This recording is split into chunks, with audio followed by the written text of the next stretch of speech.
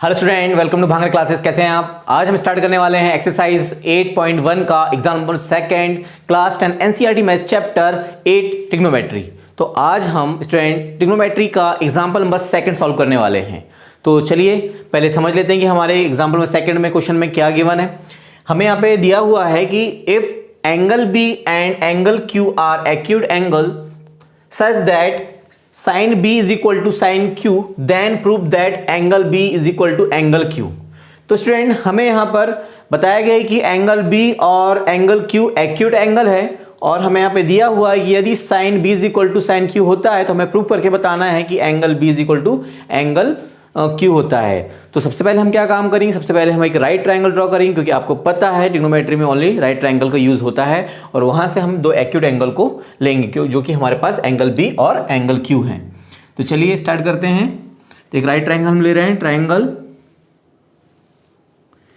ए B सी। आप देख पा रहे हैं कि यहां पर एंगल बी एक एक्यूट एंगल है, ठीक है। एंगल सी 90 डिग्री का है यहाँ पे, ठीक है। तो एंगल बी के सामने जो साइड होगी वो परपेंडिकुलर, ये बेस और ये हाइपोटेन्यूस, ठीक है। और एक और राइट ट्रायंगल हम ले रहे हैं, ये हो जाएगा Q, ये हो जाएगा P और ये हो जाएगा R। तो आप देख रहे हैं हमसे यहाँ बोला गया था कि एंगल B और एंगल Q, एंगल B और एंगल Q यहाँ पे एक्यूट एंगल है, ठीक है ना। और आपको पता है एंगल Q के रिस्पेक्ट पर अगर बात की जाएगी तो ये परपेंडिकुलर हो जाएगा, ये बेस हो जाएगा और ये हाइपोटेन्यूस हो जाएगा यहाँ पे, ठीक है ना। तो इतना तो हो गया। चलिए पहले हम यहाँ पे लिख लेते हैं इसी चीज को कि let us consider two right triangle A B C and triangle P Q R. तो हमारे पास दो राइट ट्रायंगल हैं, ठीक है स्टूडेंट। और हमें यहाँ पे क्या गिवन है कि वेयर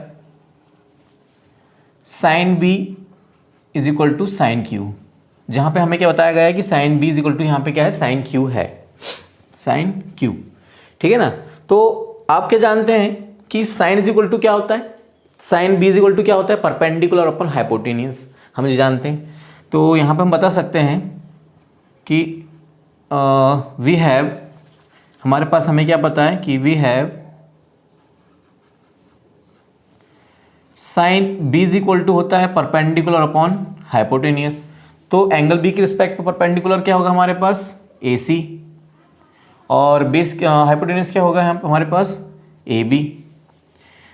साइन क्यू, क्यू की रिस्पेक्ट पर, एंगल क्यू की रिस्पेक्ट पर हमारा परपेंडिकुलर क्या होगा हमारे पास, परपेंडिकुलर हो गया पी आर और हाइपोटेन्यूस क्या हो जाएगा, पी क्यू, ठीक है स्टूडेंट। तो आप यहाँ पे देख पा रहे हैं कि हमारे पास angle sine B is equal to sine Q दिया था। तो साइन बी और साइन क्यू का जो रेशियो होता है परपेंडिकुलर पर हाइपोटेनियस, तो हमने एंगल बी के रिस्पेक्ट पर एंगल क्यू के रिस्पेक्ट पर हमने रेशियो को क्या कर दिया, यहाँ पे फाइंड कर लिया है, ठीक है ना। तो और हमें यहाँ पे ये बताया गया है कि देयर, यहाँ पे लिख लेते हैं चलिए कि then sine B is equal to है साइन क्यू के। और आप जानते हैं कि साइन बी का जो रेशियो है वो कितना है हमारे पास, A C is equal to A B, और इक्वल का इक्वल साइन आ गया यहाँ पे। साइन क्यू का जो रेशियो आया है वो है पी आर अपॉन में पी क्यू, ठीक है ना। चलिए आप समझते हैं। अब हमारे क्वेश्चन में हमें ये बताना है कि हमें ये प्रूफ करके बताना है कि एंगल बी एंगल क्यू के इक्वल होता है, ठीक है। तो इक्वल बताने के लिए हम ऐसी क्या प्रोसेस करें कि हमारे पास angle B is equal to angle Q हो जाए, ठीक है। तो स्टूडेंट यहाँ पर हमें सिमिलरिटी ऑफ ट्रायंगल का यहाँ पे यूज़ करना पड़ेगा। अब उसका ही क्यों करना पड़ेगा, उसका रीज़न क्या है, उसका रीज़न ये है कि जब साइड कैसे तो रेशियो में होती हैं तभी हमें क्या करना पड़ता है, सिमिलरिटी ऑफ ट्रायंगल का यूज़ करना पड़ता है। जब साइड इक्वल होती है तो आपने देखा 9th क्लास में पढ़ा है कि हमने क्या कॉन्ग्रेंट टू ट्रायंगल और कॉन्ग्रेंट मतलब कॉन्ग्रेंट ट्रायंगल को प्रूव करते थे और हम बता देते साइड ये साइड की इक्वल है, ये साइड की इक्वल है, हम ये प्रूव किया हुआ है, ठीक है। तो सिमिलरिटी ऑफ ट्रायंगल में होता क्या है, अगर दो triangle A B C similar triangle P Q R, अगर दो ट्रायंगल सिमिलर हैं तो उनके जो साइड का जो रेशियो होता है, जैसे हाइपोटेनियस के अपॉन में हाइपोटेनियस, परपेंडिकुलर के अपॉन में परपेंडिकुलर और बेस के अपॉन में base. Corresponding side are proportional, ठीक है ना। तो करस्पॉन्डिंग साइड में हाइपोटेनियस के अपॉन में हाइपोटेनियस, बेस के अपॉन में बेस और परपेंडिकुलर के अपॉन में परपेंडिकुलर। तो इनका साइड का जो रेशियो होता है वो कैसा होता है, इक्वल होता है। किसके लिए, सिमिलर ट्राइंगल के लिए। अगर जब triangle, two triangle are similar, अगर यदि दो ट्राइंगल कैसे सिमिलर हैं तो साइड, उनके साइड का जो रेशियो होता है वो कैसा होता है, इक्वल होता है। तो हम यहाँ बता सकते हैं कि हाइपोटेनियस जो है हमारे पास ए बी, इसका हाइपोटेनियस क्या हो गया, पी क्यू, ये इक्वल होगा। इसका परपेंडिकुलर क्या है यहाँ पे, ए सी, इसका परपेंडिकुलर क्या है, पी आर, ठीक है, इक्वल। इसका बेस है बी सी और इसका बेस क्या है, क्यू आर। तो ये इसका पहला केस होता है कि अगर दो ट्राइंगल अगर सिमिलर हैं तो उनकी जो साइड का जो रेशियो होता है वो इक्वल होता है, ठीक है। दूसरा कि उनके जो करस्पॉन्डिंग एंगल होते हैं, angle A is equal to हो जाएगा angle P, angle B is equal to हो जाएगा एंगल क्यू और angle C is equal to हो जाएगा एंगल आर। तो उनके करस्पॉन्डिंग एंगल कैसे होते हैं, इक्वल होते हैं। ये सिमिलरिटी ऑफ ट्राइंगल की ये दो केस हैं कि पहले में उनकी साइड का रेशियो इक्वल होता है और करस्पॉन्डिंग साइड कैसे होते हैं, इक्वल होते हैं, ठीक है स्टूडेंट। और हमारे पास यहाँ पे साइड का रेशियो इक्वल नहीं है, ठीक है। ओनली यहाँ पे हमारे पास टू साइड का रेशियो यहाँ पे गिवन है, ठीक है। टू साइड का रेशियो हमारे पास गिवन है। थर्ड साइड का रेशियो फाइंड करने के लिए, थर्ड साइड का रेशियो इसके इक्वल बताने के लिए हमें दोनों ट्राइंगल को क्या बताना पड़ेगा, पहले सिमिलर प्रूफ करना पड़ेगा। क्या करना पड़ेगा, हमें एंगल को इक्वल बताने के लिए हम क्या करना पड़ेगा, हमें सबसे पहले क्या करना पड़ेगा, इस ट्राइंगल को सिमिलर प्रूफ करना पड़ेगा।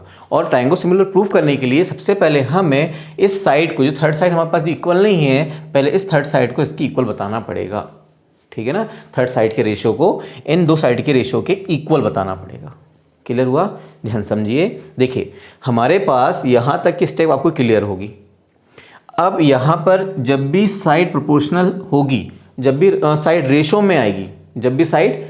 में आएगी, तो वहाँ पर हम ओनली सिमिलरिटी का ही यूज़ कर सकते हैं। टू ट्राइंगल सिमिलर ही बता सकते हैं, कॉन्ग्रुएंट नहीं बता सकते। इतना आपको ध्यान रखना है। अगर साइड हमारे पास रेशो में है, तो वहाँ पे हम कॉन्ग्रुएंट ट्राइंगल का यूज़ नहीं कर सकते। दो ट्राइंगल कॉन्ग्रुएंट नहीं बता सकते, वहाँ पे सिर्फ हम ट्राइंगल को सिमिलर बता सकते हैं। और सिमिलरिटी का केस आपने देखा है, उसमें क्या केस होता है कि साइड का जो रेशियो होता है वो इक्वल होता है और करस्पॉन्डिंग एंगल जो होते हैं वो इक्वल होते हैं, ठीक है स्टूडेंट। तो आप देख पा रहे हैं यहाँ पे कि हमारे पास टू साइड का रेशियो इक्वल है, थर्ड साइड का रेशियो नहीं है हमारे पास। तो हम क्या काम करेंगे, थर्ड साइड के रेशियो को इन टू साइड के रेशियो की इक्वल बताने के बाद हम क्या बता देंगे कि दोनों ट्राइंगल क्या हैं, सिमिलर हैं। और दोनों ट्राइंगल अगर सिमिलर हो जाएंगे स्टूडेंट, तो उसके बाद हम बता सकते हैं कि angle B is equal to क्या हो जाएगा, एंगल क्यू हो जाएगा, जो कि हमें यही प्रूव करना है। आपको क्लियर हुआ। तो एक बार देखिए, ध्यान समझिए कि आपके पास यहाँ पे टू साइड का रेशियो गिवन है और सिमिलरिटी थ्योरम क्या कहती है कि थ्री साइड का रेशियो इक्वल होना चाहिए। थ्री साइड का रेशियो इक्वल होना चाहिए, उसके बाद ही दोनों ट्राइंगल क्या हो सकते हैं, सिमिलर हो सकते हैं। और सिमिलर होने के बाद ही हम ये बता सकते हैं कि दोनों एंगल कैसे हैं, इक्वल हैं।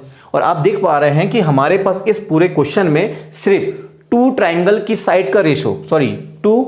साइड का रेशियो ही हमारे पास गिवन। टू साइड का रेशियो का मीन्स परपेंडिकुलर, हाइपोटेनियस, बेस हमारे पास तो है ही नहीं। क्लियर है। तो इसलिए हम बोल रहे हैं टू साइड का रेशियो हमारे पास गिवन है, थर्ड साइड का रेशियो हमारे पास गिवन नहीं है।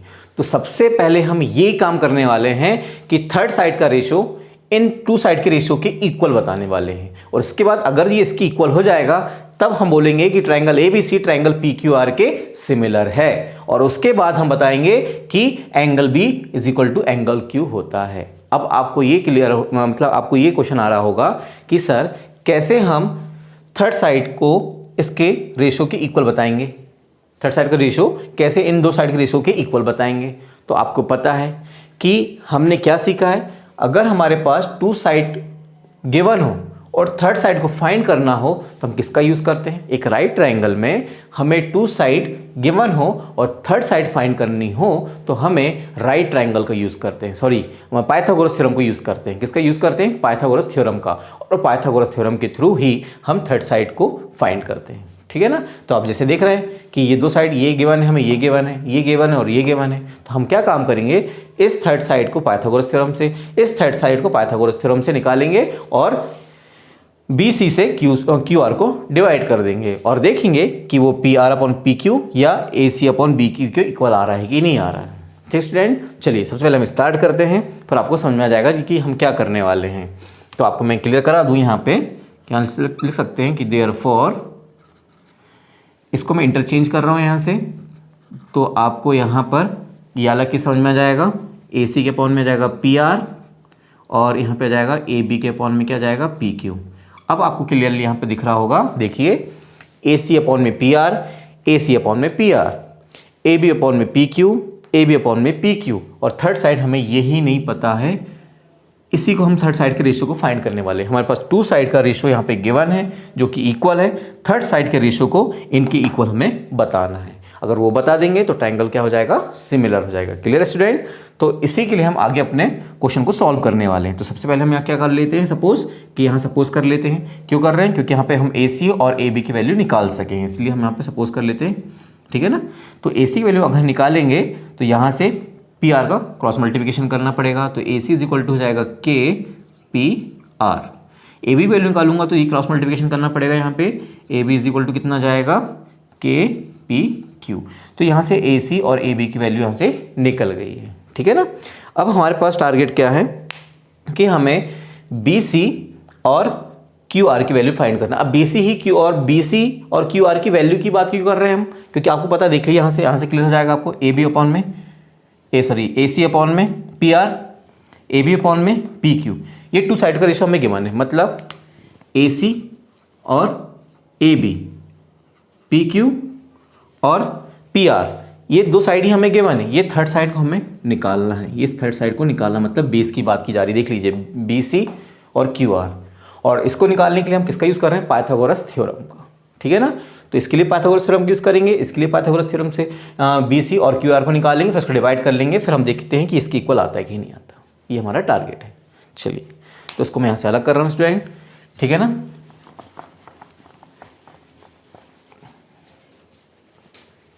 तो यहाँ यूज़ कर लेते हैं कि in triangle ABC by using Pythagoras theorem. ठीक है, तो पाइथागोरस थ्योरम क्या होती है, hypotenuse square perpendicular square plus base square. ठीक है, तो हम देख लेते हैं, हमारे पास हाइपोटेन्यूज क्या है भाई, हमारे पास है AB स्क्वायर, परपेंडिकुलर क्या है हमारे पास AC स्क्वायर, और बेस क्या है हमारे पास BC स्क्वायर। तो हमें किसकी वैल्यू फाइंड करना है, यहाँ से BC की निकालना है। ठीक है ना, अब क्लियर हो गया होगा कि यहाँ पे AC की क्यों नहीं निकाल रहे, AB की क्यों नहीं निकाल रहे, अभी क्लियर है आपको। हमको यहाँ पे बेस, जिसमें डबल टिक लगे हैं, और इसका बेस, इनकी वैल्यू निकालना है, और इसलिए हमने पाइथागोरस थ्योरम का यूज़ किया है। ठीक है ना, तो अगर भी BC की वैल्यू में फाइंड करूँगा तो प्लस AC का ट्रांसफर करना पड़ेगा, तो मेरे पास क्या आ जाएगा, BC square is equal to हो जाएगा AB square minus AC square. ठीक है स्टूडेंट, और यहाँ से स्क्वायर हटाएंगे तो क्या लग जाएगा, इसमें रूट लग जाएगा, क्या लग जाएगा, रूट। तो BC is equal to under root AB square minus AC square. ठीक है ना, तो इससे हम इक्वेशन 1 दे देते हैं, ये BC वैल्यू फाइंड हो गई। फिर in triangle PQR by using Pythagoras theorem. तो हाइपोटेन्यूज क्या हमारे पास, PQ square, perpendicular PR square, base QR square. तो किसकी वैल्यू निकालना है, यहाँ से QR की निकालना, तो प्लस PR का ट्रांसफर कर दीजिए यार, तो QR square is equal to हो जाएगा हमारे पास PQ square minus PR square. यहाँ से स्क्वायर हटाएंगे क्या लग जाएगा, यहाँ पे रूट लग जाएगा, तो root PQ square minus PR square. ठीक है स्टूडेंट, अब हमें क्या करना है, BC से, मतलब BC को QR से डिवाइड करना है, तो कर देते हैं। तो हमारे पास, चलिए यहीं बता देते, BC अपॉन पर QR, तो BC कितना हमारे पास, under root AB square minus AC square, और QR कितना हमारे पास, under root PQ square minus PR square. तो हमने जो वैल्यू निकाला था स्टूडेंट यहाँ से AC और AB की, हम यहाँ पे रखने वाले हैं। ठीक है ना, इसलिए हमने यहाँ पे ये वैल्यू निकाली थी कि AC इज इक्वल टू क्या होता है हमारे पास, K PR और ए बी इक्वल टू होता है के पी क्यू। तो हम इस वैल्यू को यहाँ पर पुट करेंगे, ठीक है ना। तो उसके लिए मैं इस पार्ट को यहाँ से अलग कर दे रहा हूँ, है ना, इतना यहाँ से अलग करके यहाँ पे एक्सप्लेन कर देते हैं इसे हम। चलिए, तो हमारे पास क्या आ गया यहाँ पे स्टूडेंट, बी सी अपॉन में Q R is equal to under root A B का मीन्स क्या, देखिए ए बी का मीन्स क्या होता है, के पी क्यू। इसका मतलब यहाँ स्क्वायर लगा तो यहाँ पे के का स्क्वायर पी क्यू का स्क्वायर आ जाएगा, के स्क्वायर पी क्यू का स्क्वायर आ जाएगा, माइनस अब देख रहे हैं कि यहाँ पे ए सी लिखा है, ए सी की वैल्यू कितनी है, के पी आर, इसका मतलब हो जाएगा के का स्क्वायर और पी आर का स्क्वायर, ठीक है। और इसको सेम एज यहाँ रहने दीजिए वैसे का वैसा, पी क्यू का स्क्वायर माइनस पी आर का स्क्वायर।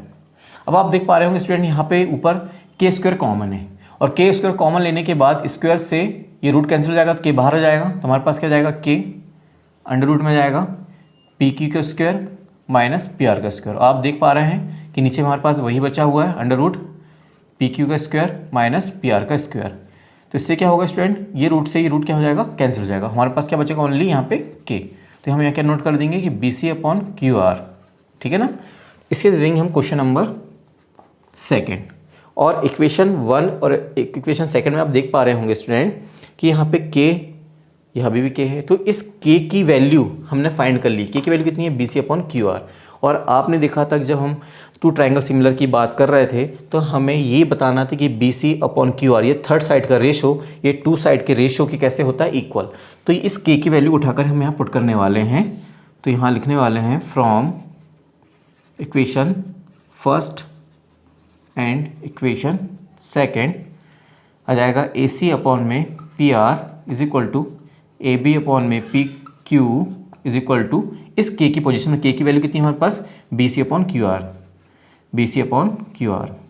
ठीक स्टूडेंट, अब आपको क्लियर हो गया होगा यहाँ से कि कैसे हमने इस के की वैल्यू निकाल कर इसके हमने पुट कर दिया। तो आप देख पा रहे हैं कि तीनों साइड के रेशो कैसे आ गए, इक्वल। तो हमने ये आपसे डिस्कस किया था कि यदि तीनों साइड के रेशो इक्वल हो जाएंगे तो हम ये बोल सकते हैं कि वहाँ पर ट्राइंगल क्या होंगे, सिमिलर। ट्राइंगल क्या हो जाएगा वहाँ पे, सिमिलर। और ट्राइंगल सिमिलर हो जाएगा तो हम ये बोल सकते हैं कि वो एंगल्स कैसे हो जाएंगे, इक्वल। और हमें वही प्रूव करना था, ठीक है ना। तो यहाँ से हम ये बोल सकते हैं कि triangle A B C similar triangle P Q R, side side side, ये भी साइड, तीन साइड की हम प्रॉपर्टी यहाँ पे लगा दी गई है, ठीक है ना। तो ये दोनों सिमिलर हो गए तो हम ये बता सकते हैं कि ये दोनों एंगल कैसे हो जाएंगे, इक्वल हो जाएंगे। तो यहाँ पे angle B is equal to angle Q, और ये हमें प्रूव करना था। तो आई होप स्टूडेंट कि आपको ये वीडियो समझ में आया होगा, ये क्वेश्चन आपको समझ में आया होगा। अगर इस क्वेश्चन में, इस एग्जांपल में आपको कोई भी लाइन, कोई भी स्टेप में अगर कोई प्रॉब्लम हो, जो कुछ समझ में ना आए, तो स्टूडेंट आप मुझे कमेंट्स करके अपने डाउट को आप क्लियर कर सकते हैं, ठीक है स्टूडेंट। अब इसके बाद हम करने वाले हैं example number 3। Okay student, thank you.